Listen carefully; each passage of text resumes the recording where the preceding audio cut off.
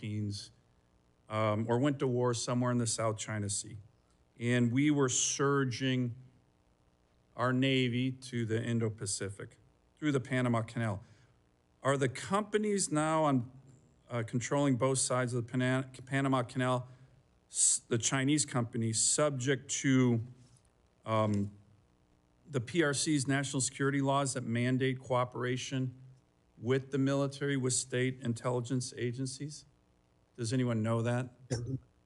Professor, they're subject all the time. They're subject to those laws all the time by virtue of being Hong Kong companies.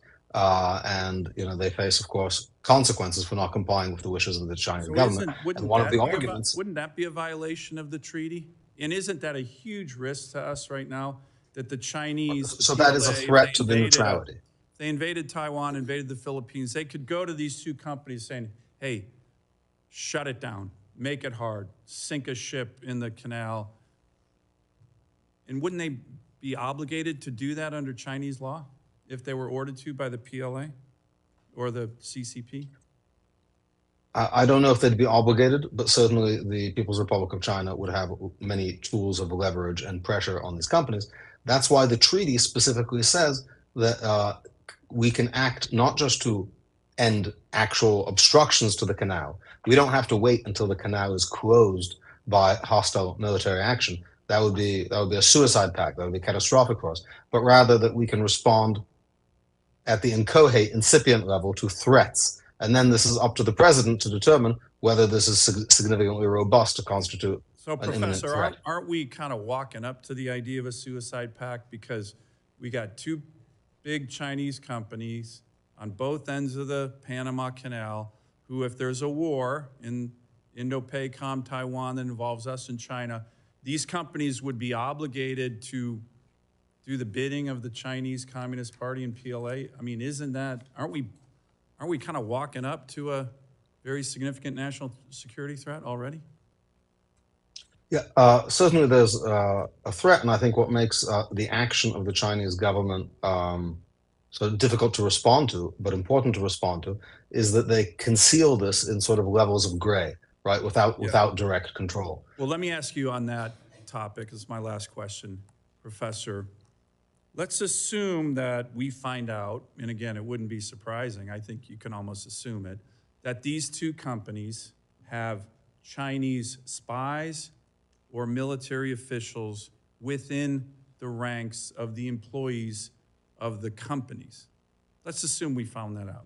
Somehow that becomes public. But I don't think it's a big assumption. It's probably true right now. So you have spies and military personnel within the ranks of these two companies that are controlling both ends of the Panama Canal. For you, Professor and Chairman Sola, wouldn't that be a blatant violation of Article 5 of the Neutrality Treaty, if that were true? Yeah. Which probably is true. Yes. I do think that it would be. I do think it would be a clear violation. As Dean Rusk, former Secretary of State Dean Rusk, said at the ratification hearings, informal forces can violate Article 5 as well as formal forces. And Chairman Sola, do you agree with that? And is there any evidence of Chinese spies or other nefarious Chinese actors embedded in these companies? Senator, we have no information of that. Okay. That's not under the purview of the federal. But you agree that would be a violation of Article 5 of the Neutrality Treaty? I do. Thank you. Thank you, Mr. Chairman. Thank you. Senator Baldwin. Thank you. Commissioner Maffei, good to see you. Thank you for being here today. I am very concerned about China's large and growing influence in the world's infrastructure network. A company from Hong Kong operates 2 ports in the Panama Canal, one on each end. And while the company is not Chinese state-owned, it is subject to China's national intelligence law, as we've been discussing. Moreover, a Chinese state-owned entity is currently building a bridge over the Panama Canal. But the Panama Canal is just one example of how far China's influence stretches. Their dominance in maritime, logistics, and shipbuilding sectors lessens competition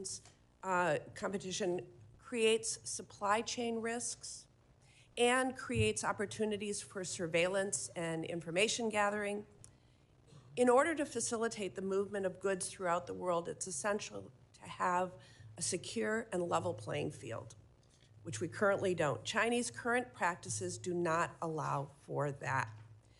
The United States Trade Representative recently investigated China's practices in the commercial shipbuilding sector under Section 301, and recently concluded that their dominance is a burden to United States commerce.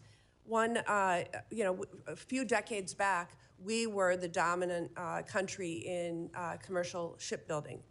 In 2023, we built 5 commercial ships, and China built over 1,700, according to that investigation. So, what policies would you recommend to prioritize growth of the United States' influence in the maritime and logistics sector to compete with China and level the playing field? Answer in less than a minute. Yep. Senator Baldwin, it's very good to see you again, and we were colleagues for one term in the House, and I appreciate that. I think the best I can answer in a short term is to amen to everything you said. And as an illustration, Senator Sullivan was talking about Hutchison Ports. That's actually the same company that runs terminals on both ends of the canal. I am concerned about that. However, if we want to be concerned about that, all of us should lose a lot more sleep than we're losing. Because if there's spies there, then there might be spies at other Hutchison ports. And there are other Hutchison ports in almost every part of the world. They own the largest container port in the United Kingdom, Felixstowe, which is responsible for nearly half of Britain's container trade. They control major maritime terminals in Argentina, Australia, the Bahamas, Germany, Indonesia, Mexico, Myanmar, the Netherlands, South Korea, and Tanzania. If owning and managing adjacent ports means that China somehow has operational control or strategic control over the Panama Canal, they also have it over the Suez, the Singapore Straits, the Mediterranean Sea, and the English Channel. That's just one aspect of what you were talking about. That doesn't include the shipbuilding, heavily subsidized, such that now I believe over half of new ships that are in the companies that belong to the World Shipping Council are coming from China, not because these are bad companies, but because they're undercutting other things. It's a problem that has been going on for 20 years, which makes it very difficult to answer your question. It is a long answer. This is not a problem that occurred last week. This is not something that President Trump identified. This was going on all of President Biden's term, but all of President Trump's first term. It has been going on for decades and decades through both U.S. Republicans and Democrats as president. The only thing I can say is I echo what Ranking Member Cantwell said, and I think others of both parties have echoed it, that we need some sort of overall maritime strategy. We have to acknowledge that this is part of our national security, that economic resilience is extraordinarily important, and I believe this is the greatest country in the world. I think if we start countering some of these efforts, we can do it, but it has to become a national priority. And part of the challenge is we're talking about outside the borders of our U.S. Investing outside the borders of our U.S. does not make a very good campaign ad, but it may be necessary to secure, particularly with such an aggressive and, frankly, on this, open strategy that China has had. Thank you for that answer. I know my time is now short. I will allow Professor Kantorovich to answer this for the record. But Professor, I'd like to ask for your help in finding productive actions we can take to overcome some of the challenges that are being discussed today. I'm confident that we can find bipartisan solutions to pursue. It is my view that we should strengthen our relationship with Panama through mutually beneficial actions. For one, we should have a fully staffed embassy. The United States went without an ambassador to Panama from 2018 to 2022, largely due to partisan gridlock in the Senate confirmation process. So what additional strategies would you suggest the U.S. pursue to encourage Panama to enhance its security relationship with us, the United States of America, rather than China? And how can we leverage the strength of the American private sector to encourage more investment in the important infrastructure projects where China currently has a strong presence, in fact, dominance? Thank you. So my understanding of the Chinese advantage is that to the extent that they're willing to use their government wealth to consistently underbid contracts, they have an advantage that can't be beat. And thus leaving these kind of issues to contracting is going to put American companies perpetually at a disadvantage. I think one potential action would be to make clear to Panama that based on these changes that have occurred over the years, increasing Chinese control over Hong Kong, the passage of the National Security Law, the Belt and Road Initiative, the military-civilian integration doctrine of China, that contracts with Chinese-based companies are considered suspect and incompatible with the neutrality regime of the treaty. That would at least give American companies and other truly private companies a fighting chance.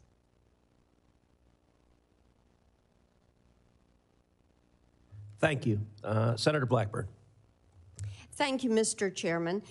Yes or no, quickly for the three of you, just for the record, is the China investment into the Panama Canal a direct threat to U.S. national security? Yes or no? Mr. Solis, start with you down the panel. Thank you. I don't have that information as an industry trade association senator. Okay. All right.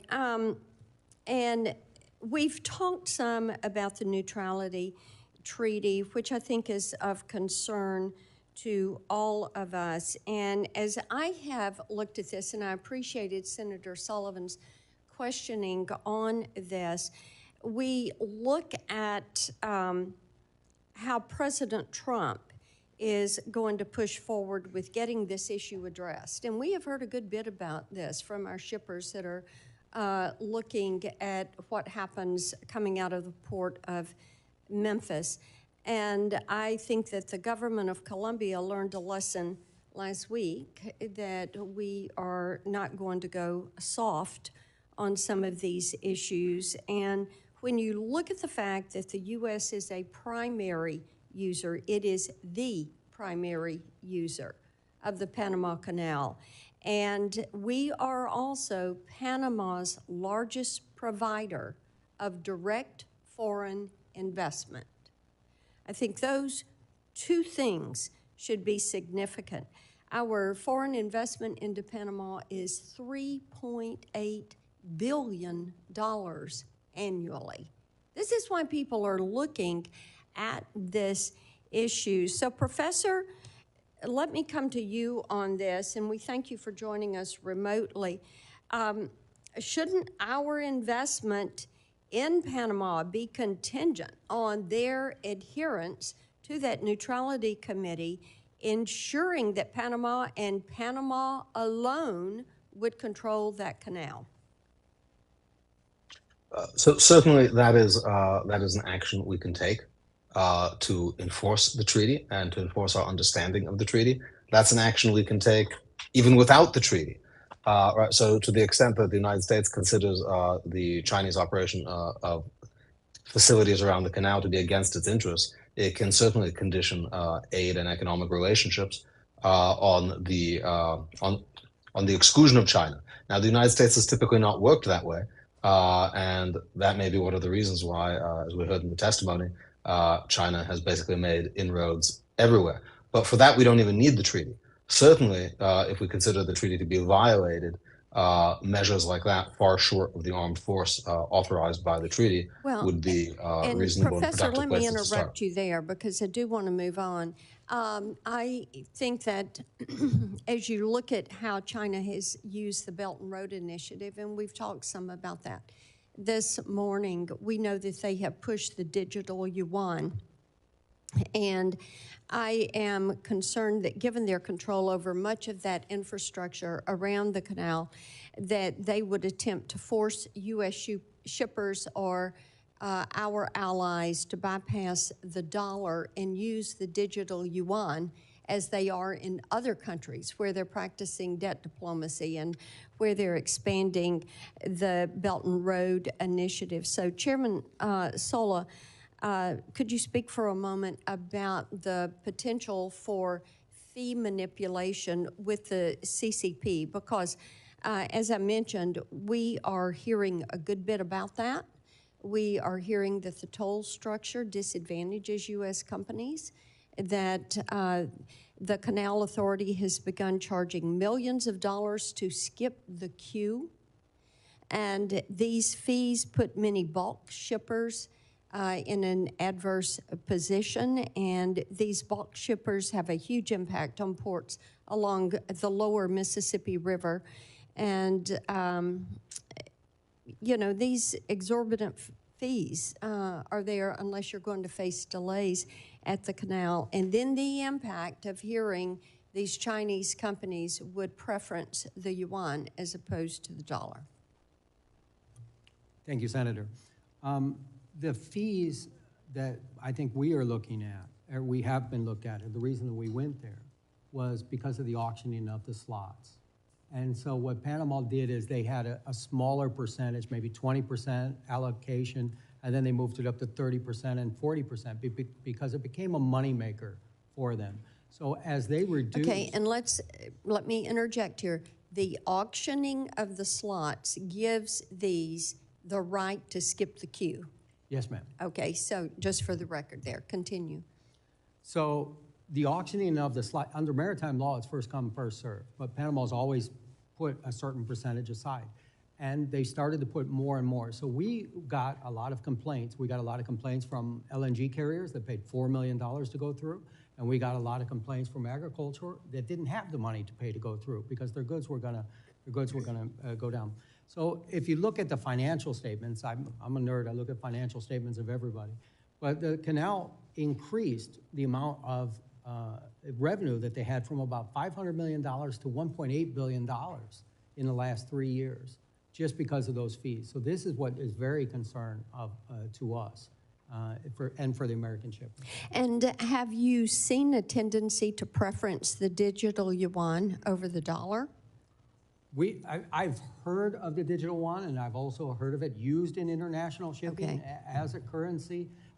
It is something that I would say that we have an eye on because we have a digital shipping exchange rule coming up, but we will keep monitoring it. Okay, thank you, Mr. Chairman. Thank you. Senator Klobuchar. Thank you very much, Mr. Chairman. And I can't help but think as we debate this issue of the Panama Canal, while it is important, if you want to look at what's happening right now, as in the middle of the night last night when an executive order was issued by, well, not an executive order, just a memo by the acting budget director, which put a pause on all federal funding for not only NIH research of cancer trials and not only Head Start, and people are in a panic and calling our offices. It's also a severe problem for trade and America's innovation. Freezing all federal funding already granted to improve port and freight infrastructure through the Port Infrastructure Program seems to me a major problem we should be addressing if we're talking about America's shipping interests. But I will go to the topic at hand. The Panama Canal is a critical trade corridor that allows for American farmers, other businesses to reach international customers. I care a lot about this shipping issue. As many of you know, Senator Thune and I joined forces 2 years ago to pass a very important bill that took on the international shippers in terms of giving more power to the Maritime Commission in taking on the rates they were charging businesses and farmers and manufacturers in America. And it actually immediately had an impact because they knew what was coming their way and continues to. I'll get to that in a minute. But I do want to raise with you, Commissioner Maffei, do you know of any instances where the United States has been singled out or treated unfairly under the neutrality treaty in the operation of the canal? I do not. I would add that one of the reasons why saying the U.S. is disproportionately affected by raises in canal fees and other kinds of fees at the canal is because the United States disproportionately utilizes the canal. Right, and that's something that would affect the total number of fees, and we know it is a critical trade corridor. and want to continue to use that corridor and be treated in a fair way. But I do think one of the things that hasn't been brought out as we look at the periods of congestion or reduced capacity at the canal, which we know have occurred, like we saw with last year's drought, can delay shipments, increase transportation costs, potentially leading to higher consumer prices. Commissioner, what steps can be taken to minimize disruptions and prevent cascading costs for consumers during periods of operational strain? At the Panama Canal. Yes. I mean, the main thing is that, companies, importers and exporters need to make sure that they have very resilient supply chains. Depending on any one sea lane is awfully risky in this very, very difficult to predict world.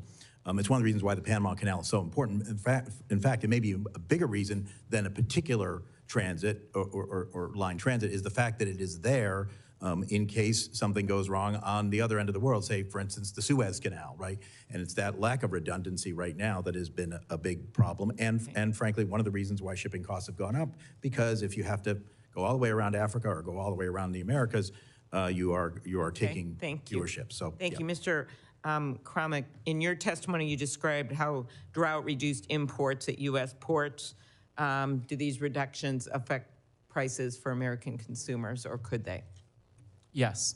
Okay, thank you. I love that short answer. Ocean Reform Act, I mentioned. Back to you, Commissioner.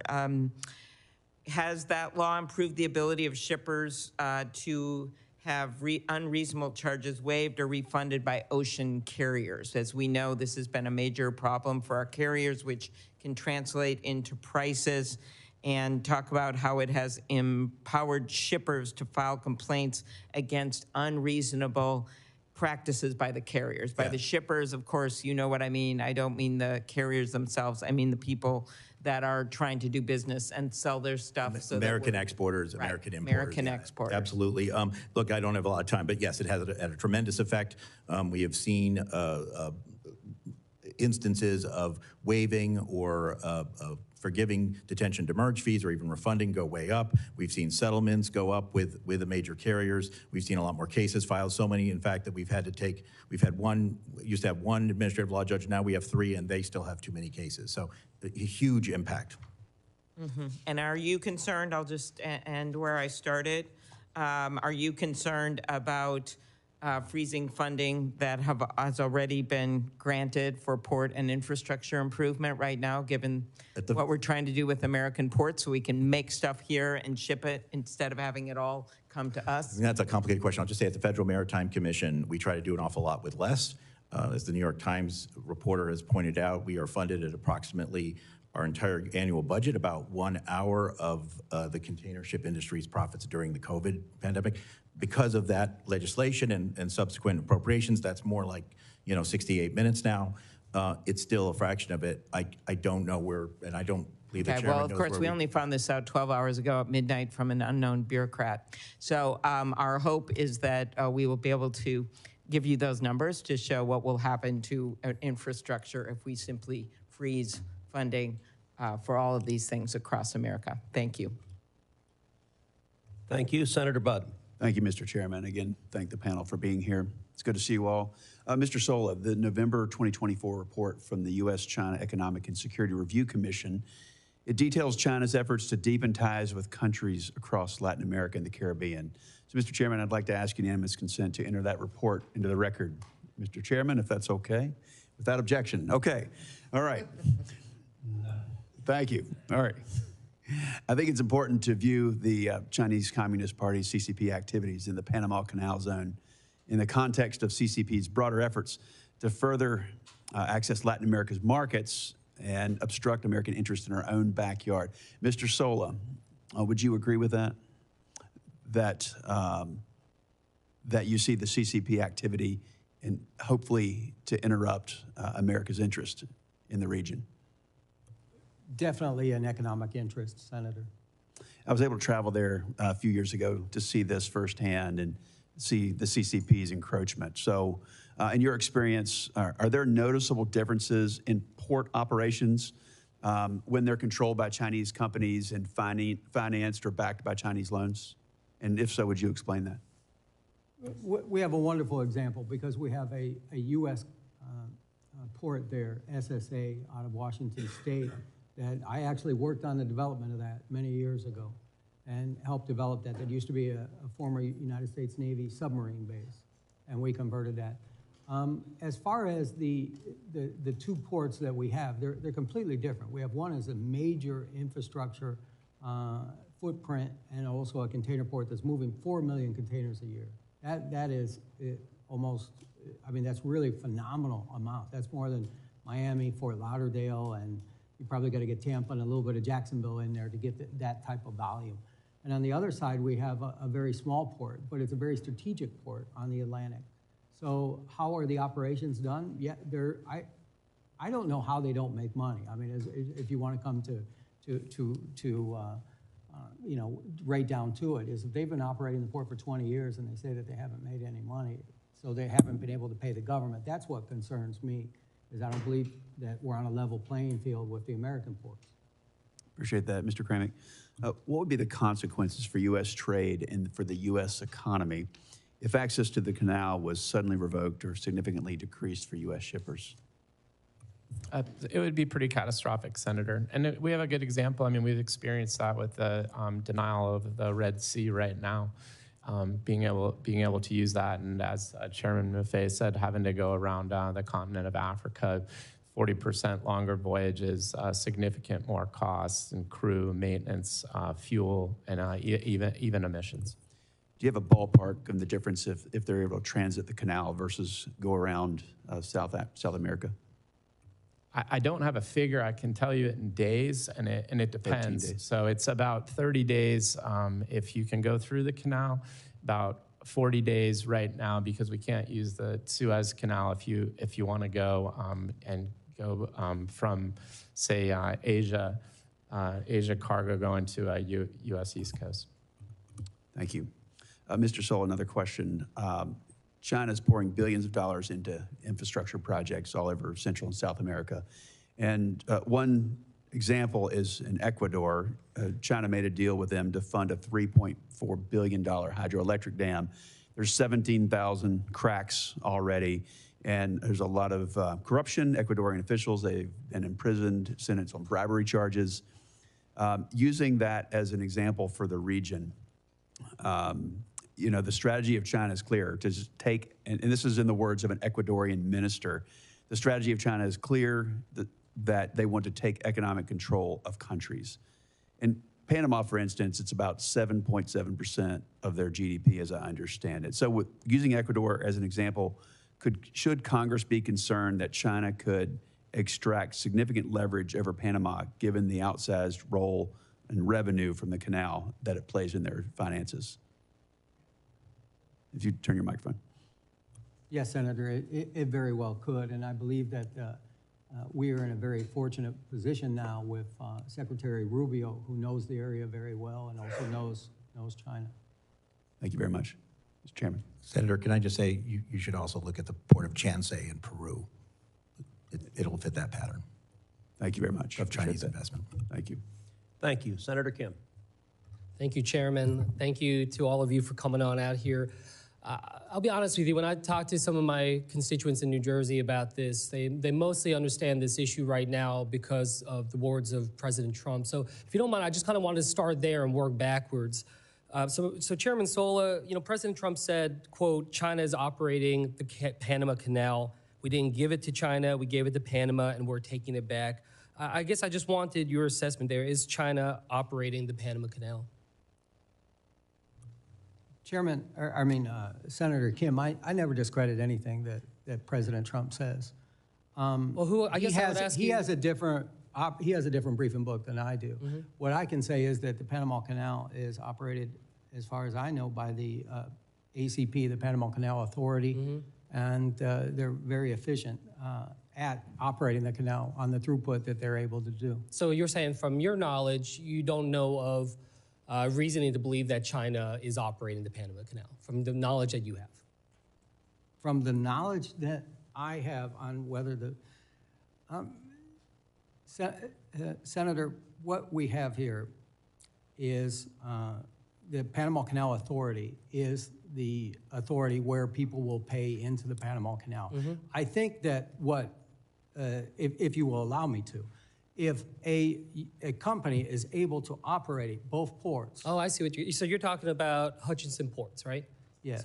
So we're talking about what, Balboa and Cristobal ports, right? Right, and they're subsidized. They're subsidized. They're subsidized. I guess my question to you is, does Hutchinson Port actually control the locks of the canal? No. Does it control directly the entrance to the canal? Both ports are in operational control of the canal. In order for those ports to operate, the canal has to give them a special permit. And the reason is because when they're bringing a ship in or bringing a ship out, they block the traffic of the canal every single time. I see. So they have to have pilots, pilots that go in there. Is Balboa or Cristobal ports under the jurisdiction of the Panama Canal Authority? They've been given by the Panama government the concessions. However, they're in the operational range of the Panama Canal. Does that make those two ports under the jurisdiction of the treaty? Let me say this, because I was in Panama when the Panama Canal was turned over. We didn't just give back the Panama Canal. We also gave back all the land and all the water on the entryway to it, and including what we had was a lot of military bases along there. So as soon as you come out of the Panama Canal, and I invite you to come there, I'd be happy to take you. Yeah, well, let's as soon make as that you happen. come out of the locks, you run into Corazal, which was a former military base. Corazal is run not by the Panama Canal Authority, it's run by the Panama government. After you pass that, you run into the port of Balboa. So what I'm trying to say is that when we talk about the Panama Canal Authority, they operate only where the ships go up and go down and come out. After that, you have where the pilots, will take you on the boat and take you off. So is it operational control of the Panama Canal? Yes, because the pilots are the ones that have to bring you in there and bring you out. And again, every time a ship goes into one of those ports, they block the traffic of the Panama Canal. Yeah. Well, look, I guess I wanted to just ask you kind of directly then, what is your assessment of the Panama Canal's authority, in terms of their ability to administer the canal? I think the Panama Canal Authority and their independences, if you read my opening statement and my written statement, they've done a fantastic job. And Panama has been running the canal for 25 years. They've given $28 billion to the coffers of the government in those 25 years. In the 25 years that the two ports that we call two ports, they've contributed zero.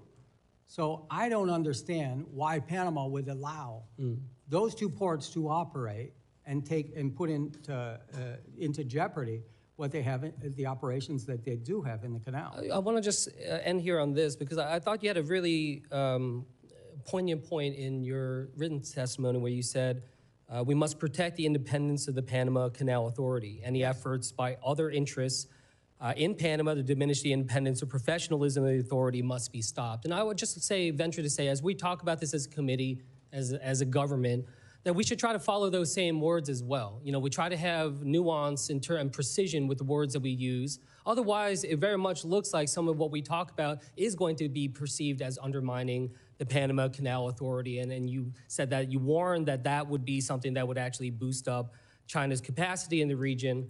So I just ask, as we deal with this going forward, that we be precise about it and try to make sure we're talking about exactly what we're addressing. And specifically what I was talking about is the board of directors of the Panama Canal. I mean, are some of the board of directors on the board of directors of the ports that we have in question? So when you look at the annual report of those two ports, they have a hidden, or not a hidden, it basically says that they have local partners that are not identified. So I believe that if we had those identified, we would know more. Yeah, and more precision there. Thank you so much. I yield back, Mr. Chair. Thank you. Senator Schmidt. Thank you, Mr. Chairman. I want the committee to just imagine that Taiwan is under siege. The CCP, determined to crush Taiwan's resistance and prevent a U.S. response, activates a multi-pronged strategy, leveraging its control over global ports and shipping infrastructure. At the Panama Canal, one of America's most vital trade arteries, handling 40% of U.S. container traffic, Chinese-controlled ports at both ends suddenly close. Ships carrying food, oil, and military supplies are turned away because of technical difficulties, paralyzing the global economy. Gasoline prices soar, supermarket shelves empty, and supply chains collapse within days. China's state-owned ZPMC, which supplies 80% of U.S. port cranes, has equipped their cranes with cellular modems that create exploitable vulnerabilities.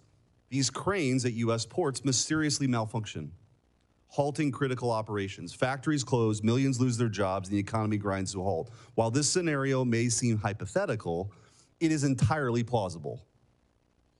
Therefore, the canal must remain neutral, and the U.S. must ensure the CCP does not encroach on our vital economic and national security interests.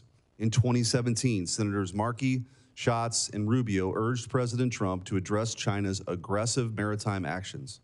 Their warnings apply today as China's growing control over critical infrastructure, ports, and strategic waterways like the Panama Canal pose an unacceptable threat. America is sleepwalking into a carefully laid Chinese trap. And fortunately, people like President Trump aren't falling for it. I'm glad he's raised this issue. This dangerous complacency must end. That's why last week I introduced a Senate resolution to safeguard the Panama Canal from Chinese influence. It calls on Panama to expel Chinese entities in foreign control and honor its neutrality under the 1977 transfer agreement. The cost of inaction is too great. And I'll offer this up for anyone, but I think the biggest concern here is this Belt and Road Initiative. We've talked about it creating a debt trap, which is true. And building a bridge in Bangladesh is very different than this. I mean, there are reports of, the CCP building airports, and then when people are critical of the CCP, all of a sudden flights are canceled. Controlling a grid, they can turn it off and they can turn it off. And there's just no way on God's green earth that China can control the Panama Canal. And so however you want to define it, and I hope my Democrat colleagues, this is an issue that affects America that should not be partisan, and I hope they're not blinded by the fact that President Trump has come out so boldly on this. But we shouldn't tolerate this. The witnesses have stated they have operational control. We can get into the semantics of the Port Authority versus the control, but operational control of the Panama Canal is real by the CCP. The witnesses have also stated that a Chinese company got a sweetheart deal, a no-bid contract for control, operational control, ultimately, of these ports. So I guess I want to ask, because I've talked too long, I don't have much time for questions, but Professor Kantorovich, I do want to ask you, yes, as it relates to the treaty, and I'm glad Senator Cruz, or Chairman Cruz, has called this up, because there are real concerns about treaty violations here. What are the most blatant? What are the most obvious? Is it the unfair, is it the fact that we're being charged more? Is it the fact that these are Chinese-owned companies that are controlled by the CCP? What are the top 2 or 3 reasons that you would argue that they are, in fact, in violation of the treaty? So again, I think the charges and fees are less of an issue because they don't discriminate across countries. We pay more because we use more, but it's not nationally discriminatory. The presence of Chinese companies, especially Chinese state companies, but not limited to them, do raise serious issues and concerns for the neutrality of the treaty. And I should point out, in relation to some of the earlier questioning, the canal, for purposes of the neutrality treaty, is not limited just to the actual locks of the canal and the transit of ships through the canal. According to Annex 1, Paragraph 1 of the treaty, it includes also the entrances of the canal and the territorial sea of Panama adjacent to it. So all of the activities we're talking about are within the neutrality regime, the geographic scope of the neutrality regime in the treaty. So I'm out of time, but the most dead-on hit here is the treaty specifically prevents foreign operations, and that's exactly what we have.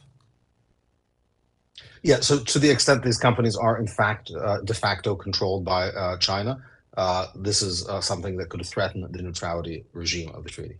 Okay. Senator, may I make a point of clarification? Sure. You said that we all said that China had operational control. I don't believe that China currently has operational control over the Panama Canal. I'm not sure if any. No, I didn't say all of you did. I said one of the witnesses. All right. I will, but let me say this. I did agree that there was a threat posed by this ownership. I do think, though, that if your assumptions are correct, you are way understating the problem. That's right, understating the problem, because they also then control the Suez Canal and the Mediterranean Sea. And I actually have to admit, I'm a little confused as to why some of the senators asking these questions, Senator Blackburn, aren't more concerned about the biggest port in the United Kingdom being run by the Chinese. Petraeus in the port nearest Athens, one of the biggest ports in the Mediterranean, is not just run by a Chinese-linked company. It's run directly by a Chinese-owned company. And I was there. So you're on to something, but if you're just focusing on Panama, that's only part of it. No, I agree with you. I think the difference here is that we gave it away. Huge mistake. Both Missouri senators voted for it back then. Huge mistake. But the one thing we got out of it, was a guarantee of neutrality, and that's the issue here. Thanks. Thank you. Senator Curtis. Thank you, Mr. Chairman. Great hearing. Appreciate this opportunity today.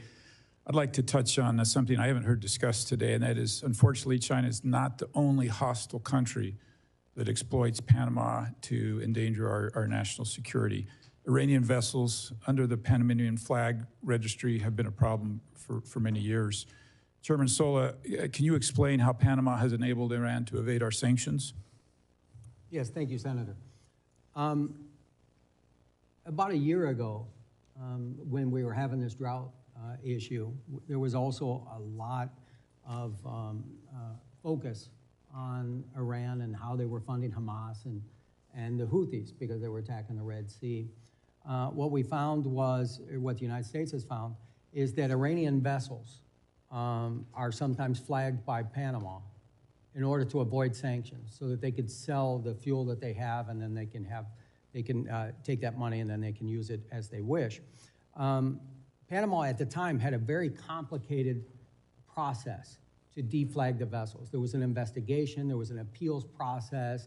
By the time that we would, OFAC or Treasury would go ahead and identify one of those vessels, by the time that they were doing the appeals and stuff like this, they've already changed flags to somewhere else. So when we went to Panama, we met with the Panamanian president. And I must say that we were very impressed because he was 30 minutes late, but he was breaking relations with Venezuela at the time because the election was the day before. We explained to him the situation. The very next day, we met with the maritime minister, with U.S. Embassy personnel, and Panama actually adjusted their appeals process so to make it more expedient. So if the United States or OFAC would come and say that this Iranian vessel is avoiding sanctions, now we have a process in place to go ahead and do that. And 53 vessels were deflagged because of that meeting. If you would keep working on that, because that's a big deal, and thank you for that answer. Let me also go to, we've hammered on this a little bit, and I've heard several times some of you acknowledge that the interest from China is an economic threat to us, but let me come back to this defense. I think we've asked a number of times in different ways, but let me go back to the analogy of China puts a blockade on Taiwan, and we're trying to move ships into that area quickly. Can any of you say this is not just an economic threat to the United States, but a defensive threat as well? At the FMC, it's not our area of expertise. We'll leave that to the military experts. I will just say that, to me, an economic threat is a military threat. I mean, sure, directly, but it is. Yeah, I just, but I noted the panel. In terms of what you're directly asking, to economic. We at the Federal Maritime Commission don't have that area. Chairman? I would say that my biggest concern is that when a Chinese contractor gets a contract in Latin America, they usually put a clause in there that they bring their own workers in from China.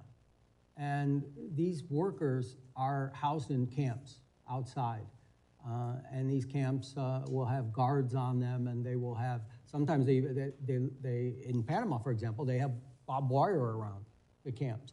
So we really don't know who's in the camps. And I think that, to me, causes me more concern on who's in the camp and what are they doing. So these are actually sometimes thousands of workers that are brought in, for example, for the bridge or to do a port or something like this to undercut the local labor. Along those lines, let me just talk about dollars from China spent. We far outspend China in the region, yet if you look back on when Panama switched diplomatic recognition from Taiwan, and we had comments from the president, Taiwan is an inalienable part of Chinese territory. It coincided with economic investment from China in the region. Is that something overall, in addition to the canal, we need to watch? Yes, we definitely need to watch economics. And we need to, we haven't, the United States has left a void there. We really have not been competitive in Panama, and hopefully that we can be. Okay, and I've got just a few seconds. So this bridge, we've brought this up a couple of times, the possibility of this bridge being damaged and closing the canal. But it reminds me of going through TSA at a suitcase, going through the TSA. Is there any reason that China can't watch or do whatever they want from this bridge to see what, get the intel from these containers? And does that concern anybody? Well, it definitely concerns Southern Command because they brought it up on numerous occasions that there could be some sort of surveillance or something like that on the bridges. Okay, I yield my time. Thanks, Mr. Chairman. Thank you. Senator Moreno. First of all, thank you, Chairman, for putting this hearing together. I think it's very timely. Mr. Sola, I heard you say, and it kind of rang in my head, you've navigated the canal 100 times. I mean, that's, you have pretty good experience. I want to turn to testimony a little bit different direction. You obviously haven't been there that much. Tell me what, for the testimony, what are the people of Panama? You have obviously probably been to my home country where I was born in Colombia. What is the sentiment among the people for how they feel about America? Senator, I have many friends and family and professional relationships in Panama, and the bond between the United States and Panama is very deep. It's almost like the United States and Great Britain, for example. The Panamanians love baseball. They love basically a lot of the same things that we do. The people are absolutely wonderful. Now, they've suffered through catastrophically bad leaders, especially today, the president of Colombia, Petro. We don't have to go down that path, but here's what I'd ask you is, obviously we understand about shipping. We understand the issues of trade, and that's been well documented. I think that the treaty's clearly in violation. There's no question about that. In fact, Mr. Chairman, I'd like to see us speedily get to a point where we get a resolution allowing the president to renegotiate that or cancel that treaty. But here's my question to you. The Darien Gap is a stone's throw away here to Annapolis, maybe not even a little bit further than that. It used to be this insurmountable piece of geography that separated Colombia from Panama, but it's now used as a massive human and drug trafficking operation. The presence of multinational gangs, multinational criminal organizations in that area, primarily, I will suggest, funded by the Chinese. You don't have to comment on that. But what is the impact of these transnational gangs, this increase in human and drug trafficking doing to maritime activity along the canal? Senator, the Darien Gap is one of the most dangerous treks that I think anybody can do. And thank God for the new policy that we have on migrants and people coming into the country, because countless people have been harmed, died, or even, very bad things happen to them through there. On transnational gangs, I mean, anytime that there's money in a black market, they're going to go ahead and they're going to fill that void. So hopefully, as I understand, the Darien Gap is not being utilized very much right now because people are coming to the United States and now cannot come in.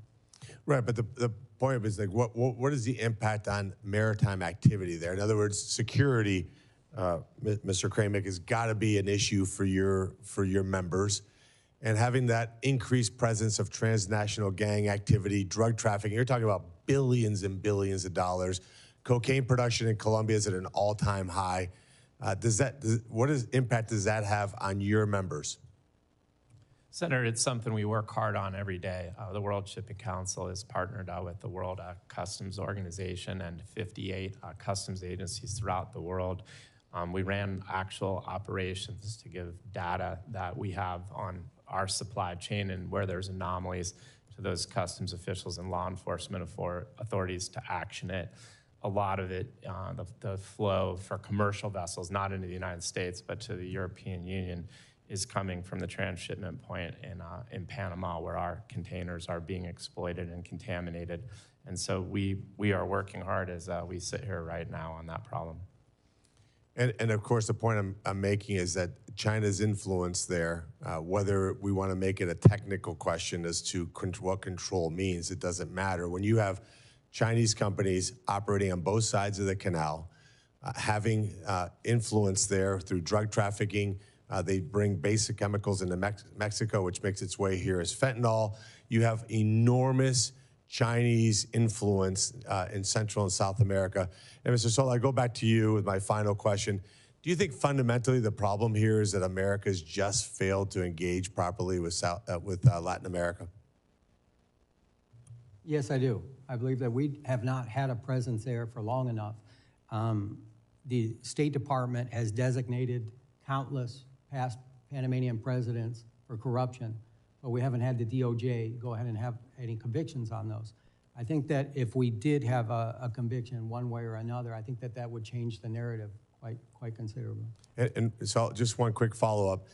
So if the U.S. took control back of the canal, if that territory was completely controlled, protected by the United States of America, what influence could we have in solving a variety of problems, the shipping ones that we've talked about, but also having U.S. presence with military backup there in Panama, preventing transnational organizations, preventing human trafficking, preventing drug trafficking? Wouldn't that be celebrated among the free world as something that would be absolutely a net huge positive to that area? Well, I can say this, that is probably one of the top contraband areas in the world just because of its geographical location and the amount of containers that they move. So I think any time that we can lower the amount of contraband being distributed around the world, we'd be doing a good service. So, Mr. Chairman, like I said earlier, we ratified that treaty here in the United States Senate. I'd love to see us de-ratify it. Thank you. Senator Capito. Thank you, Mr. Chairman. Thank you all for being here today. Really interesting hearing. In the year 1913, the governor of West Virginia said that the Panama Canal would be critical to the state's coal industry.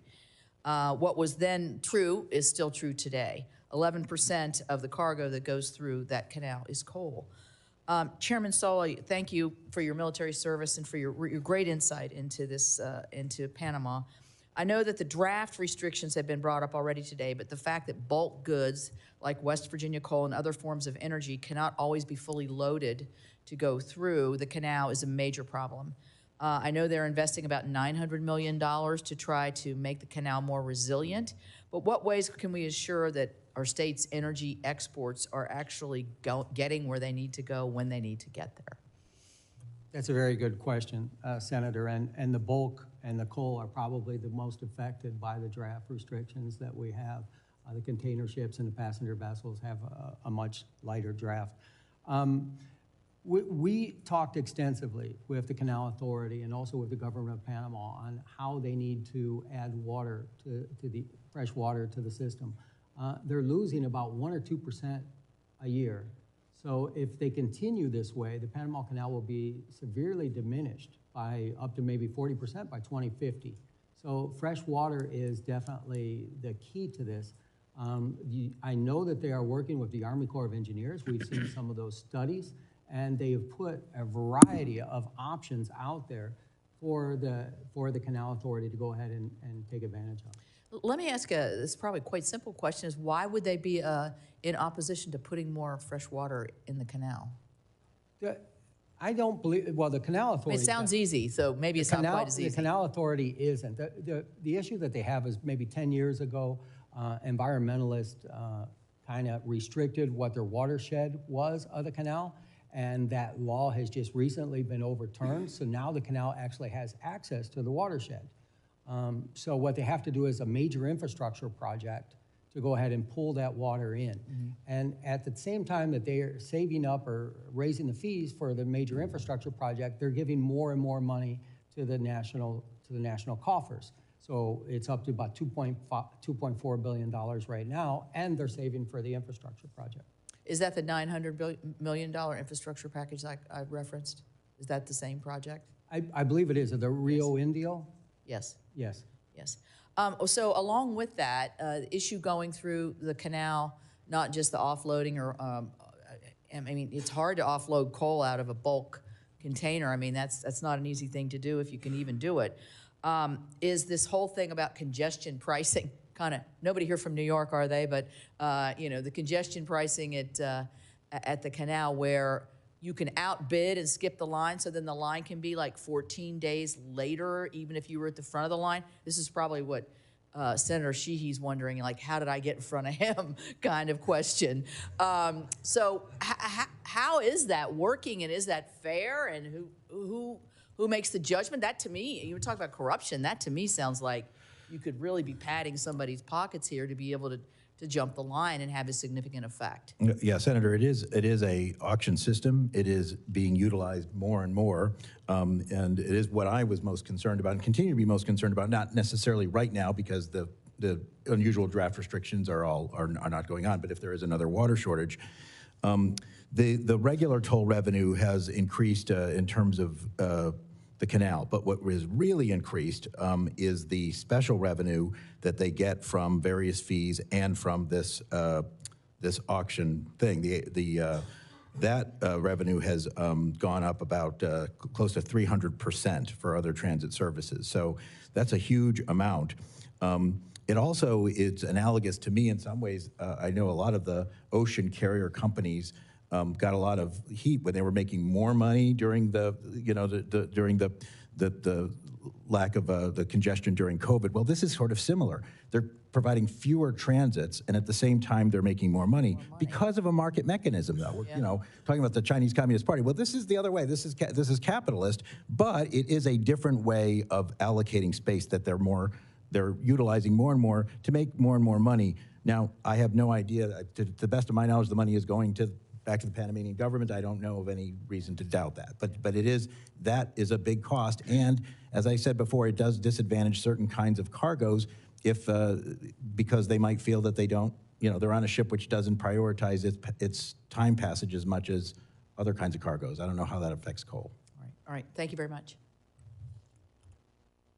Thank you. Senator Sheehy. How long would it take China to block the canal for our usage if they decided to do it? I know you're not military experts, but I think you've been in the canal 100 times. You're all experts on the industry. If they wanted to deny our usage of it, how long would it take them to do it? Senator, I can say that prior to the year 2000, the canal had a quick reaction force that kind of took all possibilities into consideration, either a ship be installed in the canal or to be able to move one out. I don't know what those capabilities or what the planning for that would be. So effectively, we don't have a ready response. But if China, I'm sure Southern Command does. I don't like the mindset that's kind of pervaded that there's this far off hypothesis that. But Senator, you're not talking to military experts. We're here because it's commercial reasons. But this isn't a military question. I mean, if he's driven the canal 100 times and you are a maritime expert, a couple of years ago, as you remember, I think it was the Ever Given jackknifed in the Suez Canal. That's not a military operation. That's a ship that turns sideways. So if China chose to, how fast could they close the canal to our usage? Well, they could probably do a similar thing, but it would more be an act of terrorism than it would be because they have facilities there. Most of this discussion has involved the economic threats that China is bringing up because of the Belt and Road Initiative and having these investments in other countries. But yeah, I mean, it's not hard to close off a waterway. Panama Canal is actually quite vulnerable in terms of infrastructure. It's not, this is not a fort or militarily reinforced location. Now you're getting to the end of my knowledge of that. But no, it would not take long, but I don't know what it has to do with, it's not accelerated because they have people at other port, unless you believe that they're, in theory, it's easier to infiltrate those ports with Chinese spies than it is other kinds of things. But that's totally out of my purview. It's more science. Well, I don't think it is out of your purview. I think the reality is the canal is an economic engine. It is also a national security engine. And I appreciate, I'm not trying to be combative or setting any traps. I'm just trying to ask a common sense question, which is, we can dance around, I'm not an expert in this, I'm an expert in that, but the canal is vulnerable, as we've stated. I guess, Senator, I'm just sort of saying, why would they bother with a military-like operation when they can get what they want with non-military means? If they can have influence in other ways. That's the point of the question. Okay. Is we segregate ourselves artificially in a way that they do not. We segregate ourselves, well, let's talk about military, let's talk about intelligence, let's talk about economics. China doesn't work that way. It's a whole of government approach. They don't draw a delineation between an economics discussion and a military one. And their attack may not look like Pearl Harbor. It may look like an everyday ship that decides, it pulls into the locks and blows itself up, and now the locks are non-functional for our usage, and we can't support an inter-ocean fleet transfer. And our ability to defend it, as you referred to, Chairman, is now inhibited by the fact that we no longer have the military infrastructure around the canal that we did just as recently as 1999. So from a commercial perspective, do the shipping companies have concerns over the security of the narrow waterways? We've got Straits of Malacca, we've got Suez Canal, we've got Gibraltar, we've got Panama. Is that a concern that's thrown around in the boardrooms of the largest shipping corporations in the world? Senator, I think it's something they think about every day. I mean, really, it's drawn into sharp relief with the Red Sea that it was what I call a pink flamingo. Like there's black swans that just come up, and there's pink flamingos that you can see but you don't act. But no one really thought a whole lot that one of the most important waterways in the world could be denied, and moreover, that it could be denied for such a sustained period.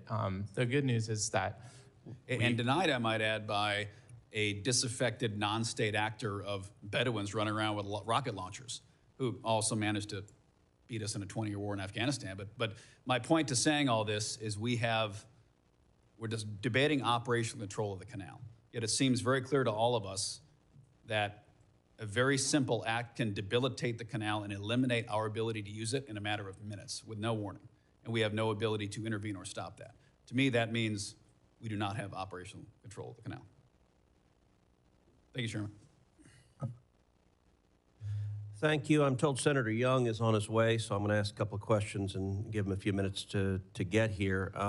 Chairman Sola, you have a deep understanding of Panama and the canal from personal experience, in addition to your work on the Federal Maritime Commission. One example of China's influence with the Panamanian government was the effort to seize land near the Pacific end of the canal to build a new Chinese embassy, including your land. Can you describe your personal experience, including how Panama ignored property rights as it sought to appease China with the new embassy? Yes, Senator. About 10 years ago, the maritime business of my family expanded tremendously.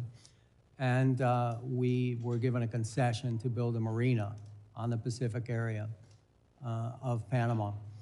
We also incorporated a cruise component to that. We brought the cruise companies to Panama. This would have been the very first cruise port in the Pacific. We spent millions of dollars on consultants with Atkins Global, Moffett & Nichols, all the best consultants in the world. And everything was fine. When Panama turned over to Belts and Roads, they told us that concession was going to be nationalized. Then what they did is they rescinded our concession for the property. We were going to build the cruise port for $30 million, U.S. private funds. They gave the concession to a Chinese competitor and paid the Chinese competitor to date $300 million to build that cruise port. It's going to take the Panamanian people 375 years to get it back. I'm from Miami. That's the most expensive cruise port in the world, by far, by passenger. In addition to that, they took where our land is going to be for the marina, they designated that to be the embassy for the People's Republic of China. So what happened next is absolutely appalling, because when I went to the U.S. Embassy and I went to Commerce Department, they told me to fill out a complaint. When I filled out the complaint, I went to my senator at the time, it was Bill Nelson, and I remember that I was denied being able to even file a complaint, because the land that the Chinese embassy, or the land that was going to be used by the Chinese embassy, my environmental permit for the marina was going to expire in 6 months. So the United States Commerce Department would not even allow me to file a complaint. So I brought that issue here. And thanks to the good work of, at the time, I think it was Chairman Nelson and Chairman Wicker, that we were able to unwind that. After about 6 years, Panama did the right thing and returned the land to my family. Very instructive. Senator Young. Thank you, Chairman, for holding this important hearing. Thank you, gentlemen, for being here. The Panama Canal underpins our current economic strength and national security. When 40% of U.S.-bound container traffic depends on a single waterway, we cannot afford unilateral toll hikes that choke out competition and leave our smaller carriers or our Midwestern exporters on the hook. For instance, in my home state of Indiana, manufacturing firms and farmers rely on consistent, reasonably priced shipping routes to move heavy machinery, auto parts, and ag products like corn and soy. If the Canal Authority's auction system prices them out, the ripple effects on American jobs and supply chains could be devastating. Chairman Sola, given our enormous stake in the canal's operation, do you believe Congress or the FMC should more aggressively use existing legal authorities, or even create new legislative tools to block or penalize toll practices that disproportionately harm U.S. shippers and exporters? Thank you, Senator, for the question. And I grew up in Goodland, Indiana, so that you know. Fantastic. I do believe that we should continue to monitor the situation, and if we do need more regulations or statutes, that we would come back to Congress, because we get our marching instructions from you. Moving the agricultural products that we get out of the Midwest all over the world and through the country, not only do we focus on the Panama Canal, but we also focus on about $5 trillion worth of goods coming in and leaving the United States here at the Federal Maritime Commission. So it's definitely one of our main concerns. Well, thank you. I'm not surprised. I always tell people Indiana is a maritime state. If you think about our dependence on the waterways and our shipping lines and all the rest. So you're certainly proving that. But so we will stay in touch, and if you in the future would like to outline any mechanisms or measures that you think would be effective to help ensure fair treatment for our interests, please let me and others on this committee know. When the two Panama Canal treaties were signed, we lived in a different world, one where Chinese state-backed actors didn't wield strong influence over global infrastructure, and issues like drought were rarely factored into international agreements. As we all know, times have certainly changed, but the United States is still the canal's biggest customer, and quite frankly, we have every right to expect an operational framework that acknowledges our modern security and economic challenges. States like Indiana, with robust exports, feel these impacts, even if we're far from the canal itself. Chairman Sola, and then I'll allow others to respond. In light of evolving conditions, especially increased foreign investment from China, do you believe the U.S. should explore a more comprehensive update or supplemental protocols to these decades-old treaties? I definitely believe that we should support U.S. investment, and not having an ambassador there for so long has been detrimental to us. especially as the case that I just mentioned earlier, where we didn't have an ambassador and we had a U.S. company in need of service. So however we can promote U.S. investment, especially in infrastructure, this is where China is definitely beating us with the Belt and Roads, where they understand that. And I believe that, you know, our Exim Bank and our DFC is so limited in what they can do by the restrictions that they have, that we're not able to invest into infrastructure like we should. I hope the administration will prioritize this ambassador spot as nominations are made. I hope we'll prioritize it in the Senate. My colleagues on the Democratic side of the aisle will be warm to that nomination and moving it quickly. Something both parties, frankly, have fallen short on in recent years is prioritizing these. But other comments, Mr. Maffei? Yeah, well, Senator, it won't surprise you since you and I served together in the House that I actually am pretty bipartisan. I agree with the chairman on what he said. I will say that that certainly we need to look at other kinds of ways to get U.S. companies in positions where they can truly compete with the Chinese and some of these things. And blaming it all on Panama, it really misses the point. I've seen the same thing in Greece, where Greece didn't want to give the concession of its largest port to a Chinese company, but because of its financial difficulties, it was getting pressure from international organizations such as the IMF, Europe, and even maybe some in the United States to do so. So I just ask you to look at that. And I do want to say one quick thing. You're right about the cost, and as I said before you were able to get here, the Panamanians are making far more on their canal than they ever had before. That's not necessarily a bad thing as long as it's going to the right place, but where they're really making the money is on these auctions, and that is why it remains a concern of mine, I'm sure the chairman's, and that is where we are looking at potentially are using our authority under Section 19 of the Merchant Marine Act, where we could, if we can show that it is basically a problem with the foreign trade of the U.S. It's interfering with foreign trade of the U.S. There are certain things that we can do, but I do think we need more information before we could make that kind of action. But we're certainly working on that, and we do have that authority at the FMC. Thank you, and good to see you again, sir. Mr. Kremick, did you have anything? We had discussed, Senator Young, some of the infrastructure projects to make the canal more sustainable and viable, and how the United States, the U.S. Army Corps of Engineers has already done some feasibility reviews of those projects. So that would certainly be something to take a look at to make the canal viable with an additional supplies of fresh water. Thank you. Chairman? Senator, if I may? Sure. Senator, sorry, it's I'm on Zoom. You spoke about renegotiating the treaties, and yes. I think one of the things about treaties as an instrument of governance is they're not very flexible, and they don't really have automatic processes typically for easy amendment.